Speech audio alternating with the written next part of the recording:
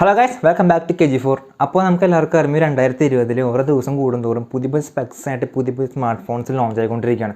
അപ്പോൾ അങ്ങനെ ഒരു നല്ലൊരു മൊബൈൽ ഫോൺ നോക്കി വാങ്ങിക്കാം എന്നൊരു കാര്യത്തിൽ എല്ലാവരും ഭയങ്കരമായിട്ട് കൺഫ്യൂഷൻ ഇട്ടിരിക്കുകയാണ്. അപ്പോൾ നമ്മുടെ ഇന്നത്തെ വീഡിയോ അങ്ങനെ ഒരു നല്ലൊരു സ്മാർട്ട് ഫോൺ നോക്കി വാങ്ങിക്കാം എന്നതിനെക്കുറിച്ച് പറയാൻ വേണ്ടിയിട്ടാണ് ഇന്നത്തെ വീഡിയോ ഞാൻ വന്നിട്ടുള്ളത്. അപ്പോൾ നിങ്ങൾ ഈ വീഡിയോ തീർച്ചയായിട്ടും നിങ്ങളുടെ അച്ഛൻ, അമ്മ, ചേച്ചി, ചേട്ടൻ, ഫ്രണ്ട്സ്, കുഞ്ഞമ്മയുടെ മോൻ എല്ലാവർക്കും തീർച്ചയായിട്ടും ഞങ്ങളുടെ വീഡിയോ റെക്കമെൻഡ് ചെയ്യുക.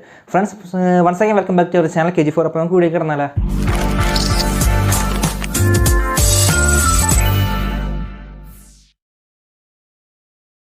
ഫ്രണ്ട്സ്, അപ്പോൾ നിങ്ങൾ എന്നെ ആദ്യമായിട്ടാണ് കാണുന്നെങ്കിൽ ജസ്റ്റ് ഞങ്ങളുടെ ചാനൽ സബ്സ്ക്രൈബ് ചെയ്തിടുക, എന്നിട്ട് ബെല്ലൈക്കണും എനേബിൾ ചെയ്തിടുക. അപ്പോൾ ഞങ്ങൾ അപ്ലോഡ് ചെയ്യുന്ന പുതിയ വീഡിയോസ് നിങ്ങളുടെ മൊബൈലിലേക്ക് നോട്ടിഫിക്കേഷൻ ആയിട്ട് വരുന്നതായിരിക്കും.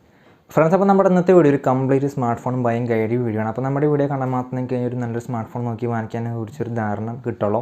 അപ്പോൾ ഫസ്റ്റ് ആണെങ്കിൽ പറയുന്നത്, ഇപ്പോൾ നിങ്ങളൊരു സ്മാർട്ട് ഫോൺ വാങ്ങിച്ചു, ആ സ്മാർട്ട് ഫോൺ വാങ്ങി 2 ദിവസം കഴിഞ്ഞാൽ അതിനാളും കൂടുതൽ സ്പെക്കുള്ളൊരു വേറൊരു ഫോൺ ചെറിയ റേറ്റ് വ്യത്യാസത്തിൽ വേറൊരു ഫോൺ ലോഞ്ച് ആയിട്ടുണ്ടാകും. പക്ഷേ നിങ്ങൾ വാങ്ങിച്ച സ്മാർട്ട് ഫോണാണ് ബെസ്റ്റ് എന്ന് കരുതി നിങ്ങൾ ആ സ്മാർട്ട് ഫോൺ യൂസ് ചെയ്യുക. കാരണം ഡേ ടു ഡേ ടെക്നോളജിയിൽ മാറ്റങ്ങൾ വന്നുകൊണ്ടിരിക്കുകയാണ്. അപ്പോൾ നിങ്ങൾ വാങ്ങിച്ച ഫോണാണ് ബെസ്റ്റ്, അല്ലെങ്കിൽ നിങ്ങൾ വാങ്ങിച്ച ടൈമാണ് ബെസ്റ്റ് ടൈം എന്ന് കരുതി നിങ്ങൾ വാങ്ങിച്ച മൊബൈലായിട്ട് മുന്നോട്ട് പോവുക.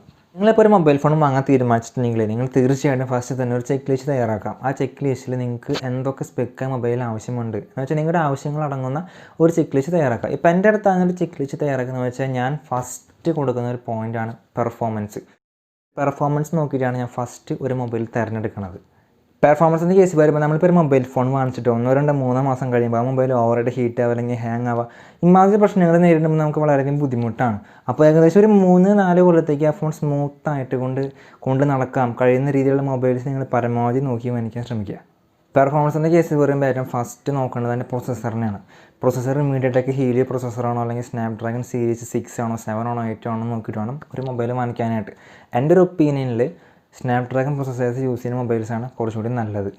സ്നാപ്ഡ്രാഗൺ പ്രൊസസ്സറാണ് കൂടുതൽ നല്ലതെന്ന് പറയുന്നൊരു മെയിൻ കാരണം, ഈ അടുത്തെടുത്ത റെഡ്മി നോട്ട് 8 പ്രോയുടെ എക്സ്ചേഞ്ച് വിലയും നോട്ട് 7 പ്രോയുടെ എക്സ്ചേഞ്ച് വിലയും തമ്മിൽ ഡിഫറൻസ് 1000 രൂപയാണ്. എന്ന് വെച്ചാൽ നോട്ട് 8 പ്രോയ്ക്ക് 5000 രൂപയും നോട്ട് 7 പ്രോയ്ക്ക് 6000 രൂപയാണ് വില വരുന്നത്, എക്സ്ചേഞ്ച് ഓഫറിൽ വില വരുന്നത്. ഈ ഒരു സംഭവത്തിന് മെയിൻ പ്രത്യേകത നോട്ട് 7 പ്രോയുടെ പ്രൊസസ്സർ സ്നാപ്ഡ്രാഗൺ ആണ്, നോട്ട് 8 പ്രോയുടെ പ്രൊസസ്സർ മീഡിയടെക് ഹീലിയോ ആണ്. പ്രൊസസ്സറിൻ്റെ കേസ് ശ്രദ്ധിക്കേണ്ട വേറൊരു കേസാണ്, എത്ര നാനോമീറ്റർ ടെക്നോളജി ആണെങ്കിലും യൂസ് ചെയ്തിരിക്കുന്നത് ജസ്റ്റ് ചെക്ക് ചെയ്യുക. 12 ആണോ അതോ 8 ആണോ എന്ന് ജസ്റ്റ് ചെക്ക് ചെയ്യുക. നാനോമീറ്റർ കുറയുന്നതനുസരിച്ച് അതിൻ്റെ ഹീറ്റിംഗ് ഇഷ്യൂയും കുറയും. പെർഫോമൻസിൽ ശ്രദ്ധിക്കേണ്ട വേറൊരു കേസാണ് സ്റ്റോറേജ് ടൈപ്പ്. ഈ സ്റ്റോറേജ് ടൈപ്പ് UFS 1.0 ആണോ അത് 1.1 ആണോ 2.0 ആണോ 2.1 ആണോ 3.0 ആണോ 3.1 ആണോ ജസ്റ്റ് ചെക്ക് ചെയ്ത് വാങ്ങിക്കുക. ഇതിൽ ഏറ്റവും ലേറ്റസ്റ്റ് കിടക്കുന്നത് 3.1 ആണ്. അപ്പോൾ 3.1 ജസ്റ്റ് ചെക്ക് ചെയ്തിട്ട് വാങ്ങിക്കുക. പെർഫോമൻസ് ശ്രദ്ധിക്കേണ്ട വേറൊരു മെയിൻ സംഭവമാണ് റാം. ഈ ഒരു റാം DDR3 ആണോ DDR4 ആണോ അല്ലെങ്കിൽ DDR4X ആണോ DDR5 ആണോ ജസ്റ്റ് ചെക്ക് ചെയ്ത് വാങ്ങിക്കുക. ലേറ്റസ്റ്റ് ആയിട്ട് DDR4X DDR5 ആണ്. അപ്പോൾ DDR4X DDR5 ഉള്ള ഫോൺസ് ചെയ്ത് നോക്കി വാങ്ങിക്കാൻ നോക്കാം. നിങ്ങളുടെ ചെക്ക് ലിസ്റ്റിൽ അടുത്തതായി അടിഞ്ഞൊരു സംഭവമാണ് ഡ്യൂറബിലിറ്റി. ഇപ്പോഴത്തെ മൊബൈൽസ് നോക്കി കാണാം, ഇപ്പോഴത്തെ ഒട്ടുമിക്ക മൊബൈൽസും ഗ്ലാസ് ബോഡിയുടെ കൂടിയും അല്ലെങ്കിൽ പോളികാർബണേറ്റ് ബോഡിയുടെ കൂടിയാണ് പറയുന്നത്. ഇപ്പോൾ നിങ്ങളുടെ കയ്യിൽ നിങ്ങളുടെ മൊബൈൽ ഇടയ്ക്കിടയ്ക്ക് വീഴുമ്പോൾ നിങ്ങൾക്ക് തോന്നുകയാണ് നിങ്ങൾ ഈ ഒരു ഗ്ലാസ് ബോഡിൽ മൊബൈൽ അവോയ്ഡ് ചെയ്തിട്ട് പോളികാർബണേറ്റുള്ള മൊബൈൽ യൂസ് ചെയ്യാൻ ശ്രമിക്കുക. ഇനി അതല്ല, എനിക്ക് എന്തായാലും ഈ ഒരു ഗ്ലാസ് ബോഡിൽ മൊബൈൽ യൂസ് ചെയ്യണമെന്ന് നിങ്ങൾക്ക് തോന്നുകയാണെങ്കിൽ നിങ്ങൾ ഷോക്ക് പ്രൂഫുള്ള കേസസ് ഇട്ടിട്ട് ആ ഫോണൊന്ന് ജസ്റ്റ് ഒന്ന് പ്രൊട്ടക്റ്റ് ചെയ്യുക. അടുത്തതായിട്ട് എല്ലാവരും ശ്രദ്ധിക്കുന്ന വേറൊരു കേസാണ് ക്യാമറയ്ക്ക് എത്ര മെഗാ പിക്സൽ ഉണ്ടെന്ന് നോക്കിയിട്ടാണ് എല്ലാവരും മൊബൈൽ വാങ്ങിക്കുന്നത്.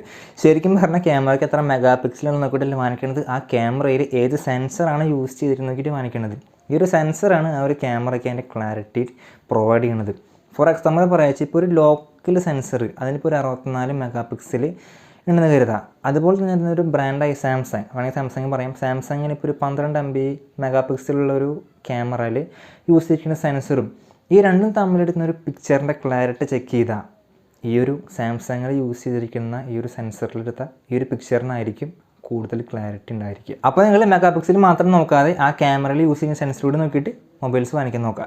ഇപ്പോൾ നിങ്ങളൊരു ഗെയിമർ ആണെങ്കിൽ ഡിസ്പ്ലേ റിഫ്രഷിംഗ് റേറ്റ് ഏകദേശം ഒരു 90 Hz അല്ലെങ്കിൽ 120 Hz ഉള്ള മൊബൈൽസ് നോക്കി വാങ്ങിക്കാൻ നന്നായിരിക്കും. പിന്നെ നിങ്ങളിപ്പോൾ മൊബൈൽ പുറത്തൊക്കെ ധാരാളം യൂസ് ചെയ്യുകയാണെങ്കിൽ ബ്രൈറ്റ്നസ് ലെവൽ കുറച്ചുകൂടി കൂടുതലുള്ളൊരു മൊബൈൽ നോക്കി വാങ്ങിക്കുക. ഡിസ്പ്ലേയുടെ കേസ് ശ്രദ്ധിക്കേണ്ട വേറൊരു കേസുണ്ട്. ഡിസ്പ്ലേ 2 രീതിയിലുണ്ട്, IPS ഡിസ്പ്ലേ ഉണ്ട്, AMOLED ഡിസ്പ്ലേയും ഉണ്ട്. നിങ്ങളിപ്പോൾ രാത്രി കാലങ്ങളാണ് കൂടുതൽ മൊബൈൽ യൂസ് ചെയ്യണമെങ്കിൽ AMOLED ഡിസ്പ്ലേ ഉള്ള മൊബൈൽ പരമാവധി യൂസ് ചെയ്യാൻ ശ്രമിക്കുക. അതാകുമ്പോൾ ബാറ്ററി കൺസംഷനും കുറവായിരിക്കും. പിന്നെ എല്ലാവരും ശ്രദ്ധിക്കുന്ന വേറൊരു കേസാണ് ബാറ്ററി ലൈഫ്. ഏകദേശം ഒരു 4000 mAh മുകളിൽ ബാറ്ററി ഉറപ്പ് വരുന്നതിന് ശേഷം മാത്രം വാങ്ങിക്കുക. പിന്നെ ഒരു വേറെ കേസ് ഫാസ്റ്റ് ചാർജിങ് സപ്പോർട്ടിങ് ആണോ എന്നും കൂടി നോക്കുക. ഇപ്പോഴത്തെ മോസ്റ്റ് ഫോൺസെല്ലാം ഫാസ്റ്റ് ചാർജിങ് ആണ്, പക്ഷേ ഇൻബോക്സിൽ ഒരു 18 വാട്ട്സിൻ്റെങ്കിലും ഫാസ്റ്റ് ചാർജിങ് ഉണ്ടോ എന്ന് ഉറപ്പ് വരുത്തിയതിന് ശേഷം മാത്രം വാങ്ങിക്കുക. അടുത്തായിട്ട് ശ്രദ്ധിക്കുന്ന മെയിൻ സംഭവമാണ് യൂസർ ഇൻ്റർഫേസ്. ഇപ്പോൾ നിങ്ങളൊരു റെഡ്മി യൂസറാണ്, നിങ്ങൾക്ക് MIUI ഉപയോഗിച്ചായിരിക്കും പഴക്കം. നിങ്ങൾ പെട്ടെന്നൊരു വിവോ Z ഉപയോഗിക്കുകയാണെങ്കിൽ അതിൽ കളർ OS ആണ്. അപ്പോൾ അതായിട്ട് പൊരുത്തപ്പെടുന്ന കുറച്ച് ടൈം എടുക്കും. ഇപ്പോൾ നിങ്ങൾ ഈ സംഭവം ഉപയോഗിച്ചിട്ടുണ്ടെങ്കിൽ നിങ്ങൾക്ക് ഏതായിട്ടും പൊരുത്തപ്പെടാം. ഒരു മെയിൻ സംഭവമാണ് ബ്രാൻഡ്. ഒട്ടുമിക്ക പേരും ബ്രാൻഡ് നോക്കിയിട്ടാണ് ഒരു മൊബൈൽ വാങ്ങിക്കുന്നത്. ചിലർക്ക് ആപ്പിളിൻ്റെ ഫോൺ യൂസ് ചെയ്യണമെന്നുണ്ടായിരിക്കും, ചിലർക്ക് റെഡ്മിയുടെ ഫോൺ യൂസ് ചെയ്യുന്നുണ്ടായിരിക്കും. അപ്പോൾ എല്ലാവരും ഏറ്റവും ഫസ്റ്റ് ശ്രദ്ധിക്കുന്ന അല്ലെങ്കിൽ ഒരു നോക്കുന്ന ഒരു മെയിൻ സംഭവമാണ് ബ്രാൻഡ്. അപ്പോൾ ബ്രാൻഡ് നല്ലൊരു ബ്രാൻഡ് നോക്കി നിങ്ങൾ വാങ്ങിക്കാൻ ശ്രമിക്കുക. ഇനി ഞാൻ പറയാൻ പോണ കാര്യം എല്ലാവരും ചെയ്തു വരുന്നൊരു മിസ്റ്റേക്സ് ആണ്. നമ്മളിപ്പോൾ ഒരു കടയിലേക്ക് ഒരു ഫോൺ വാങ്ങാൻ ചെയ്യുന്ന അവിടെ നല്ലൊരു ഡിസ്പ്ലേയിൽ നല്ല മൊബൈൽസ് വെച്ചിട്ടുണ്ടാകും. പക്ഷേ ആ മൊബൈൽസ് 2-3 കൊല്ലം പഴക്കമുള്ള മൊബൈൽസ് ആയിരിക്കും. ആ മൊബൈൽ നമുക്ക് വാങ്ങിച്ചിട്ട് യാതൊരു ഉപയോഗവുമില്ല.